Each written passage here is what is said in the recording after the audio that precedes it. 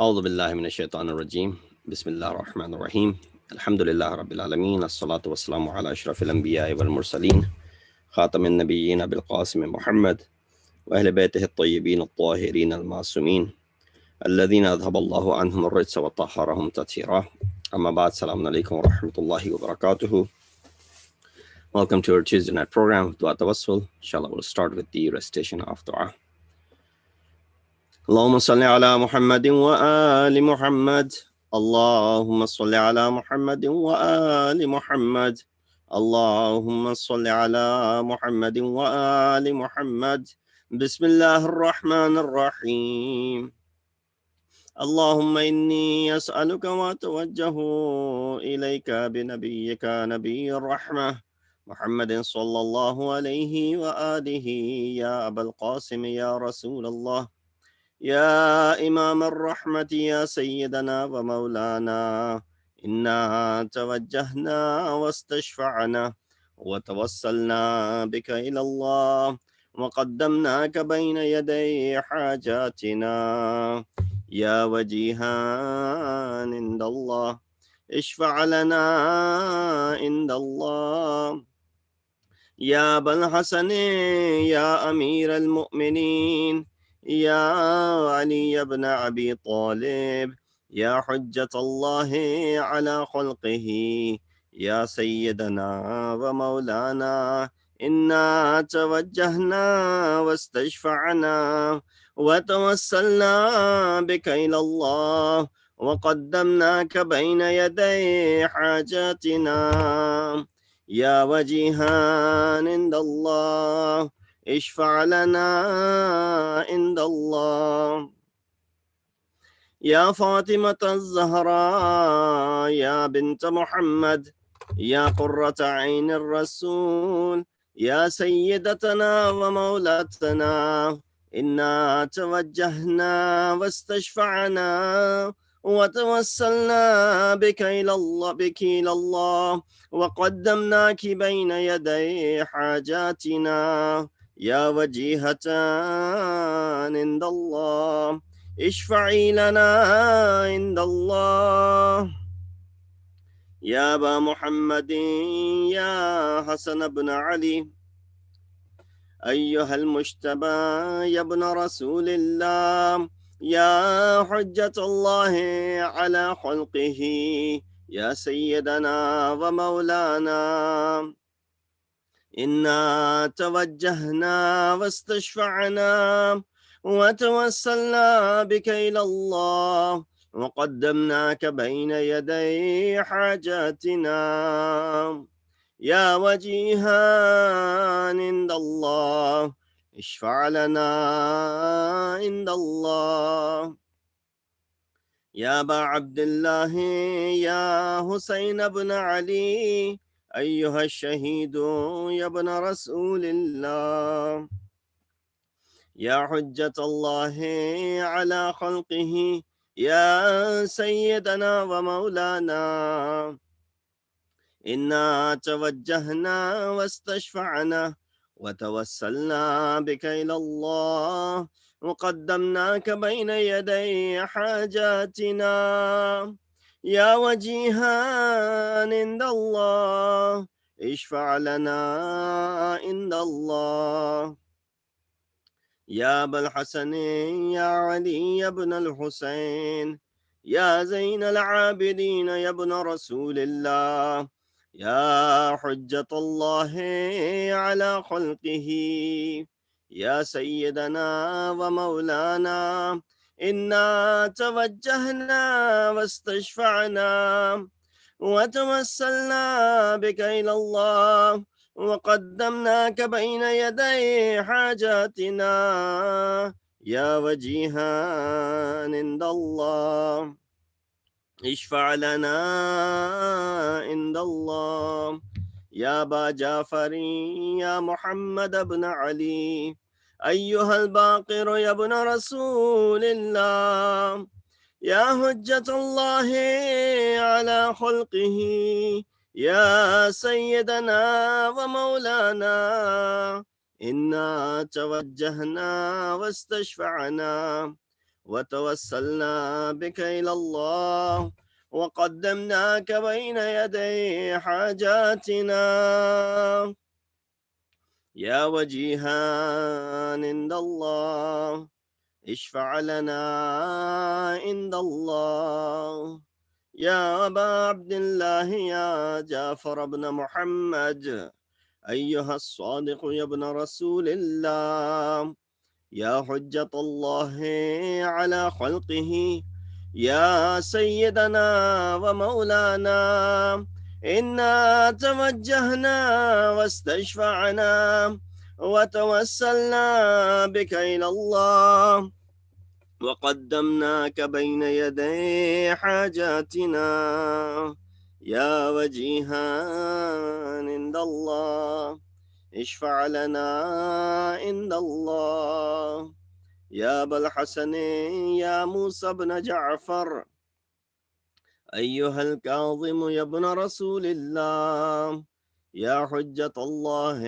على خلقه يا سيدنا ومولانا إنا توجهنا واستشفعنا وتوسلنا بك إلى الله وقدمناك بين يدي حاجاتنا يا وجيها عند الله اشفع لنا عند الله يا أبا الحسن يا علي بن موسى أيها الرضا يا ابن رسول الله يا حجة الله على خلقه يا سيدنا ومولانا إنا توجهنا واستشفعنا وتوسلنا بك إلى الله وقدمناك بين يدي حاجاتنا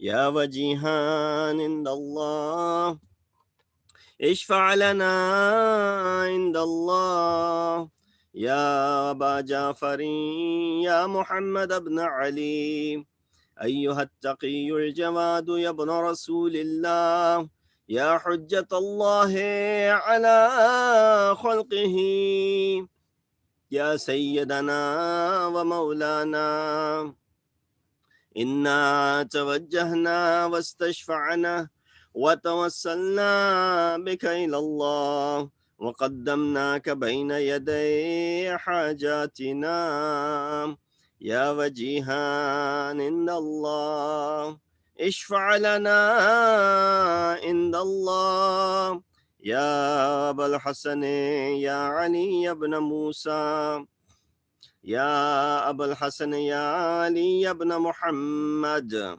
أيها الهادي النقي بن رسول الله يا حجة الله على خلقه يا سيدنا ومولانا إنا توجهنا واستشفعنا وتوسلنا بك إلى الله وقدمناك بين يدي حاجاتنا يا وجيها عند الله اشفع لنا عند الله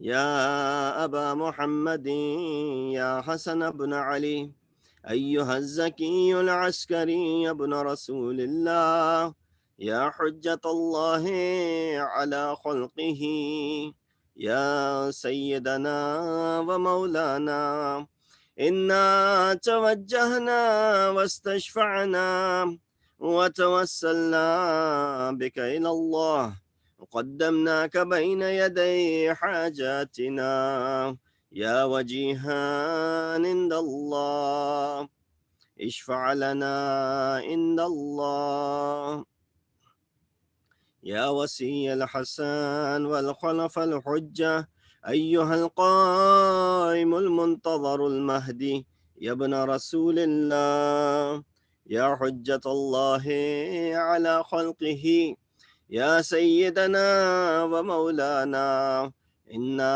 توجهنا واستشفعنا وتوسلنا بك إلى الله وقدمناك بين يدي حاجاتنا يا وجيها عند الله اشفع لنا عند الله يا وجيها عند الله اشفع لنا عند الله. Ask for your hajat from Allah subhanahu wa ta'ala.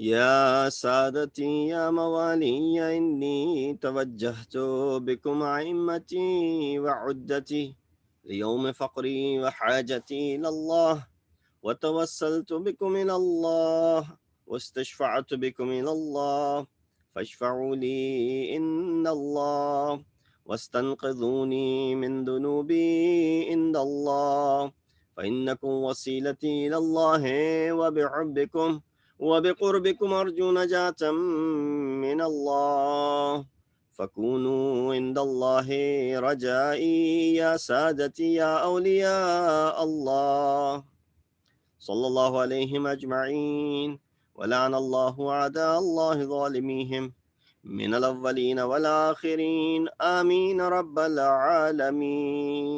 اللهم صل على محمد وآل محمد لأرواح المؤمنين والمؤمنات. فاتحة.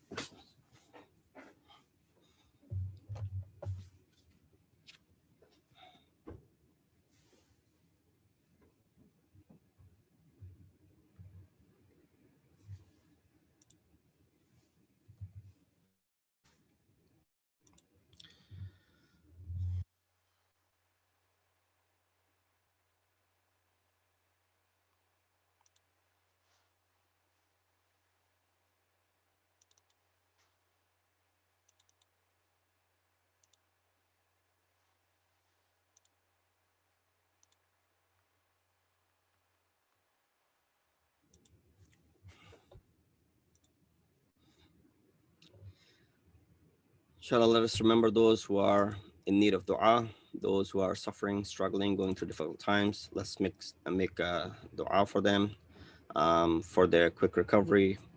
Let's recite this ayat from Surah Namal together. Bismillah ar-Rahman ar-Rahim. أما يجيب المضطر إذا دعاه ويكشف السوء أما يجيب المضطر إذا دعاه ويكشف السوء أما يجيب المضطر إذا دعاه ويكشف السوء أما يجيب المضطر إذا دعاه ويكشف السوء أما يجيب المضطر إذا دعاه ويكشف السوء ويجعلكم خلفاء الأرض أإله مع الله قليلا ما تذكرون. Let's also remember those whom we have lost in the recent past from our community, Marhum Altaf Syed Naqvi, as well as very notable personality, Marhum Rehan Azmi Sahab, who passed away earlier today. Let's remember these two, as well as all of the other marhumin of our communities, as well as our family members who passed away in the recent past due to COVID or other illnesses. Let's remember them with the Surah Fatiha. Bismillah ar-Rahman ar-Rahim. Alhamdulillah Rabbil Alameen ar-Rahman ar-Rahim. Maliki yawmiddin. Iyyaka na'budu wa iyyaka nasta'in. اهدنا الصراط المستقيم صراط الذين أنعمت عليهم غير المغضوب عليهم ولا الضالين. اللهم صل على محمد وآل محمد. If you remember last week, we had started a discussion on Sahifa Sajjadiyah and doing the tashrih and the commentary of um, the du'as of Sahifa. Now, it's important dua, and we went over the background of Sahifa Sajjadiyah very quickly last week. We talked about our fourth Imam, of course, very briefly, and we gave an overview of the book Sahifa Sajjadiyah itself, and the concept of prayer in Islam, the role of supplication, and we as well as talked about the first dua of Sahifa. Of course, we started it, and we didn't go in much details of it. We just recited the first two lines from that dua. So this was what was discussed last week. And we had begun by the recitation of the first dua, that Imam ﷺ begins this dua. وكان من دعائه إذا ابتدأ بالدعاء بدأ بالتمحيد لله عز وجل والثناء عليه, that he would begin with praise and laudation of Allah subhanahu wa ta'ala, mighty, the majestic. And that's been the protocol. Whenever you begin anything, of course, you begin with the name of Allah subhanahu wa ta'ala, as it mentions in this riwayat of the noble prophet, who says any action that begins without the name of Allah remains incomplete. So make sure that all of our actions are preceded by this Bismillah ar-Rahman ar-Rahim, and they end with of course with the mention of Ahl Bayt alayhi salatu wassalam, with salawat or any of those things. So the first two lines of this dua that we had discussed are these two lines, which says Alhamdulillah al-awwali bila awwalin kana qablahu wal akhiri bila akhirin yakunu ba'dahu. All praise belongs to Allah, the first without a first before him, the last without a last behind him. And then الذي قصرت عن رؤيته أبصار الناظرين وعجزت عن ناته أوهام الواصفين. That beholders' eyes fall short of seeing him, and describers' imaginations are not able to depict him. As far as the first concept is concerned, I think we mentioned briefly about it, that of course Allah is first because he's the creator of everything. Nothing existed before him. Even time is a creation of Allah subhanahu wa ta'ala. He's the last because everyone and everything returns to him. And when the concept of perishing is discussed, that kullu shayin halikun illa wajha, that everything will perish except the face, and that is referring towards this worldly life, that how things will end here. But of course, that perishing does not refer to the complete annihilation of insan, as there's a hereafter that is created for him. But nonetheless, Allah is awwal in all regards.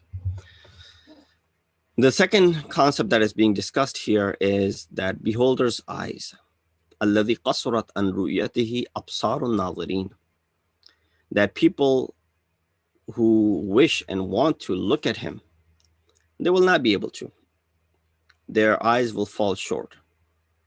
وعجزت عن نعته أوهام الواصفين. Now the first concept is a theological concept of the ru'yat of Allah subhanahu wa ta'ala, that seeing him is impossible in this world as well as in the hereafter.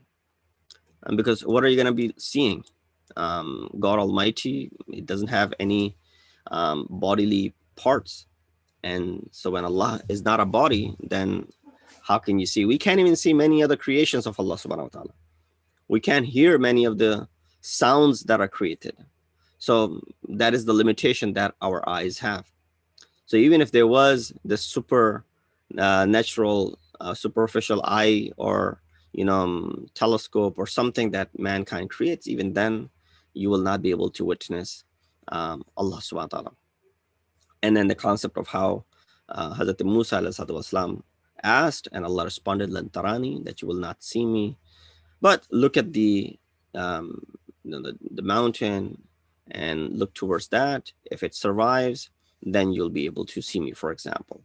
So this is a theological concept, and of course, there's nothing much to elaborate over that. But the second part that Imam says, that is where Imam uses the word ajazat. And this ajazat is ajizi. That means insan is humbled. This is coming from inkisari, ajizi, where a person is unable to. Now, I have the ability to speak, but I don't have the ability to speak, like great orators, for example. But bil quwa, I'm capable of harnessing my skills to get to that level.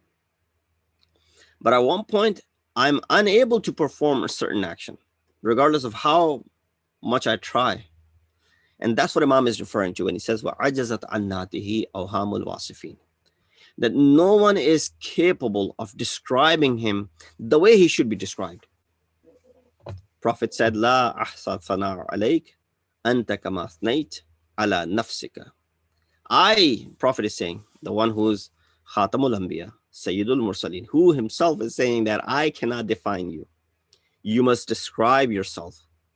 And Imam alayhi salatu wasalam, Amir al-Mu'mineen Ali ibn Abi Talib, he said, "Huwa fawqu ma yasifuhu al-wasifun." He's above what those who describe him try to describe him. So that's, of course, they're all at the highest level, but still they are showing their ajizi and inkisari. Now, if they're unable to describe, then of course it'll be impossible for people like us to describe Allah subhanahu wa ta'ala. Let's get to the third line, which says, the third segment of it, which says, ابتدع بقدرته الخلق ابتداعا واخترعهم على مشيته اختراعا. And then Imam alayhi salatu wasalam says, ثم سلك بهم طريق إرادته وبعثهم في سبيل محبته. In these two lines, what Imam alayhi salatu wasalam is trying to describe. Inshallah, we'll discuss that and focus a little bit toward these two lines.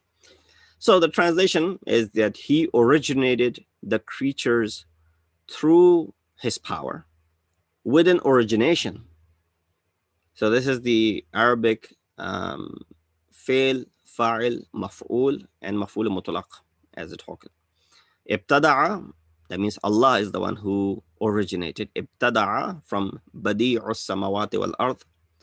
And bid'a comes from the same root, which means to innovate. Now, of course, when we innovate things, when people create things, and nothing wrong with that.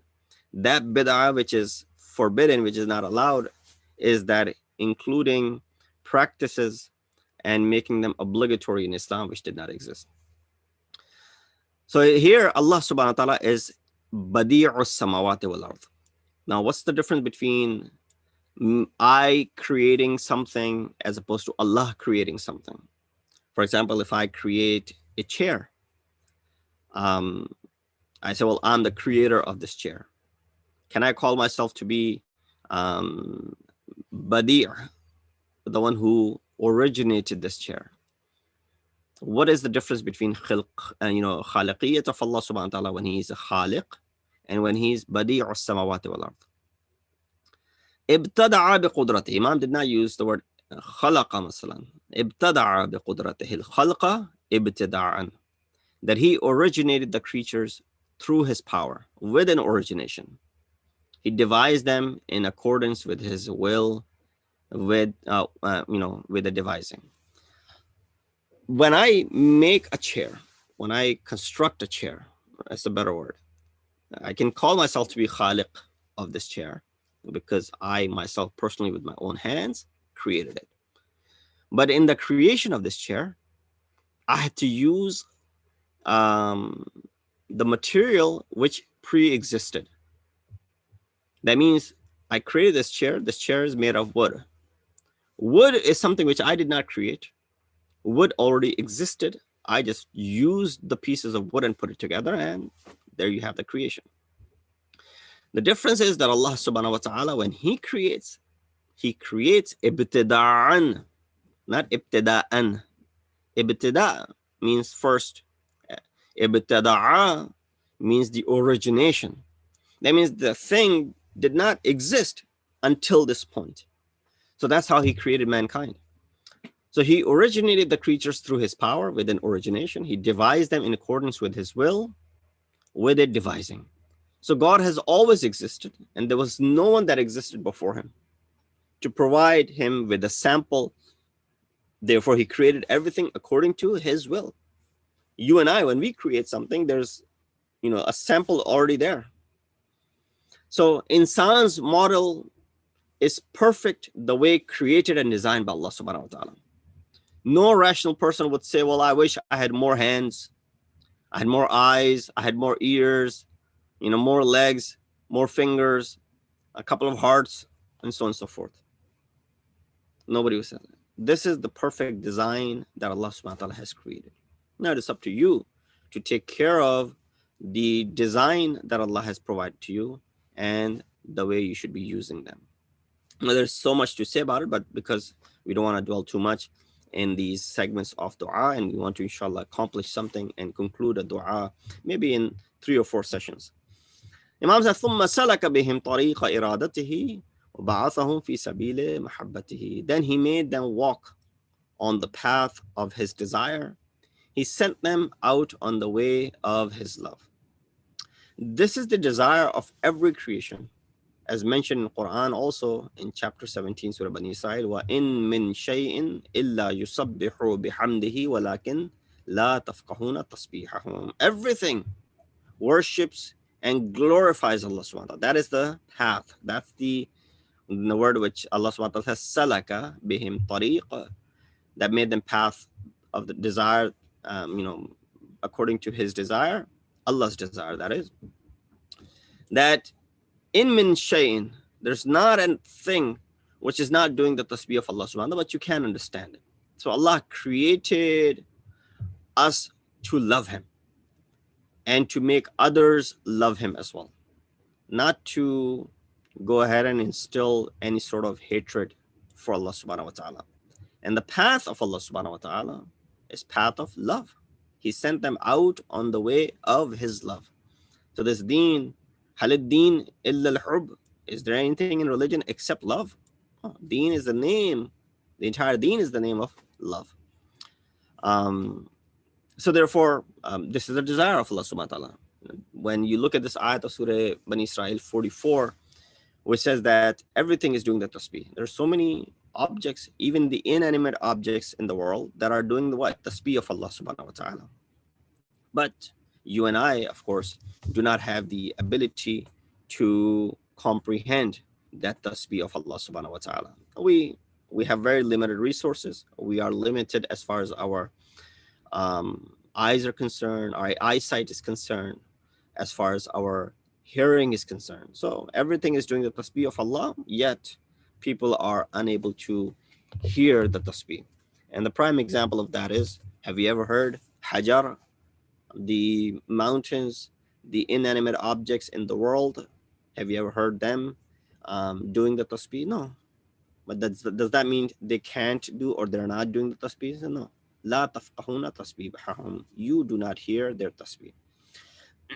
I'll go to the next portion, and of course I may not be able to completely finish this one, but I'll start. لا يملكون تأخيرا عما قدمهم إليه ولا يستطيعون تقدما إلى ما أخرهم عنه.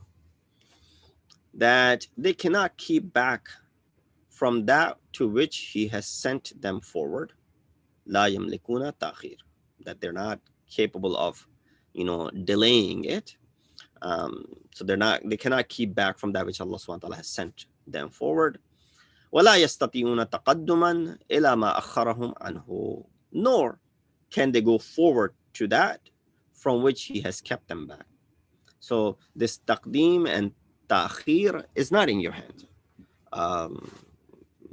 Even when it comes to our life and our death, we cannot go ahead and bring our death closer, or we cannot go ahead and prolong our life to what Allah subhanahu wa ta'ala has stipulated for us. So there's no la yastaqdimuna. I think the ayat of Quran is also there. Or wa la yastakhirun. I believe something down those lines, that they're unable to bring it forward or push it back. That's not in their hands. So whatever has been decreed for them, they cannot trespass. And it doesn't contradict with the ability to do good or bad.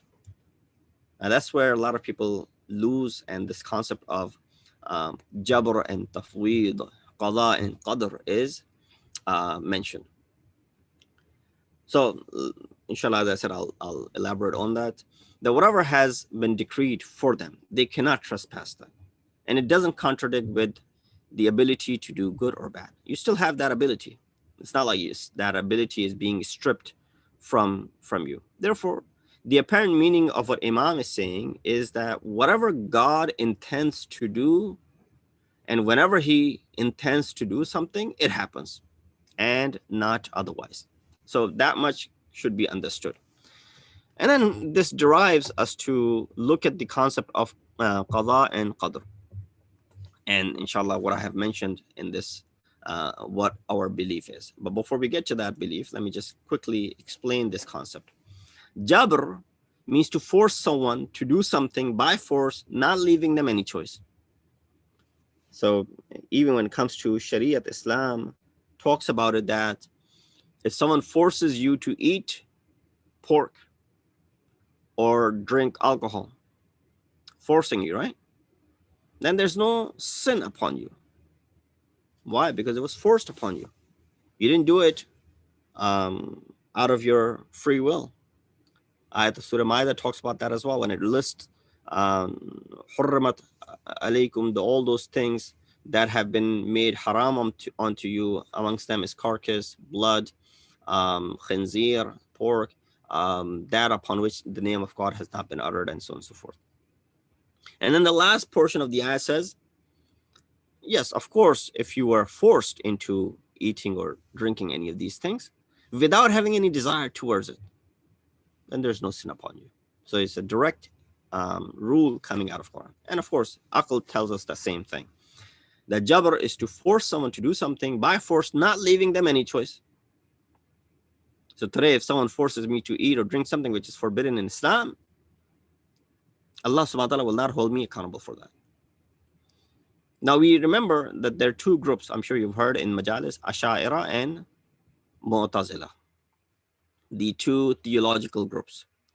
According to Asha'ira, of course, they don't really exist. Their existence is, you can't really say, well, these are Asha'iri, these are Mu'tazili. A lot of the Mu'tazili beliefs are in line with the Shia beliefs.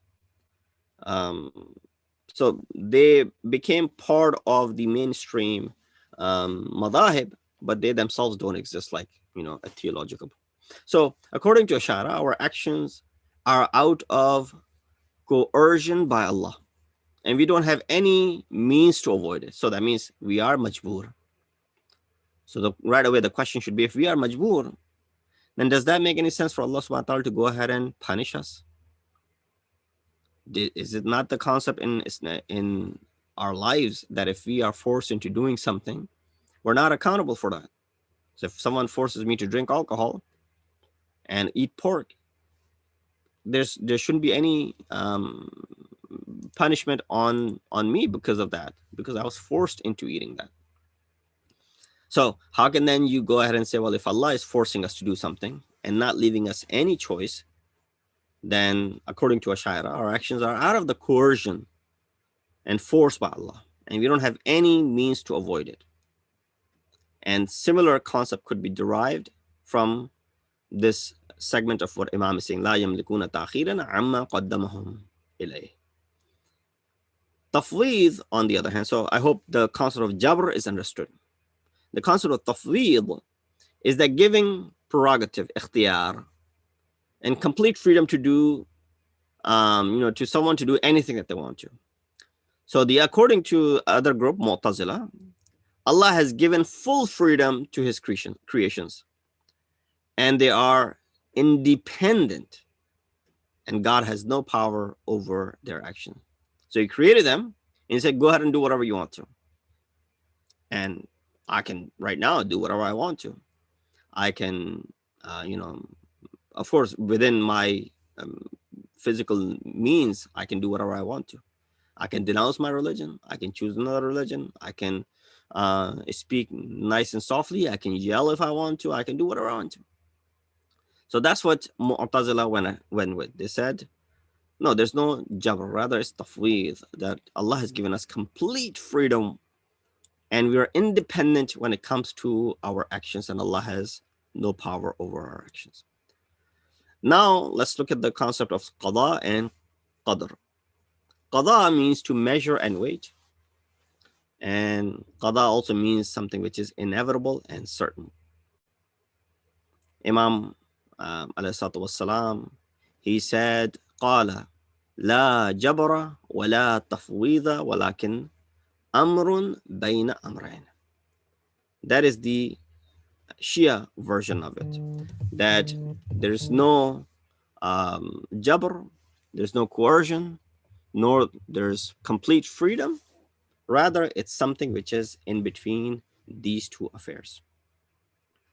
So I propose to you both sides, the Ash'ira and the Mu'tazila sides, and then we get to what the Imamiyya believe in these references. So I'll stop over here because I've gone over my time, and inshallah we'll pick it up from here, and hopefully the discussions coming forward will be a lot easier to grasp and to comprehend. We ask Allah subhanahu wa ta'ala give us tawfiq and ability to understand these words of our fourth Imam, Imam Zainul Abidin alayhi salatu wassalam, wa akhir da'wana and alhamdulillahi rabbil alameen, mutawajjih ziyad. Assalamu alaikum ya Rasulullah. Assalamu alaikum Nabi Allah. Assalamu alaikum ya Habib Allah. Assalamu alaikum ya Khiratullah. Assalamu alaikum wa rahmatullahi wa barakatuh. Assalamu alaikum ya Abdullah. Assalamu alaikum ibn Rasulullah. Assalamu alaikum wa ala jaddika wa abika wa ala ummika wa akhik wa rahmatullahi wa barakatuh. Assalamu alaikum ya Gharib al-Ghuraba. Assalamu alaikum ya Mu'in al-Du'afa wal-Fuqara. السلام عليك يا شمس الشموس وعنيس النفوس أي المدفون بعرض توصل ابن موسى رضا ورحمة الله وبركاته. السلام عليك صاحب العصر والزمان. السلام عليك إمام الإنس والجان. السلام عليك يا شريك القرآن. عجل الله تعالى فرجك وسهل الله مخرجك وظهورك وجعلنا من أعوانك وأنصارك ورحمة الله وبركاته. اللهم صل على محمد وعلى محمد. Inshallah, on Thursday we will have Isa al-Sawab Majlis for the wife of Dr. Zafar Jafri, Marhuma Sayyida Jafri, and please do join us for that Majlis Aza. And inshallah, Jummah program is at 12 p.m. Of course, the live khutbah Jummah will be as has been happening for quite some time now. So do join us for these two programs. And inshallah, next week we will be celebrating the wiladat of Bibi Fatmatul Zahra Salamullahi alayha. So look out for the announcements for that as well. Once again, Assalamu alaikum wa rahmatullahi wa barakatuhu.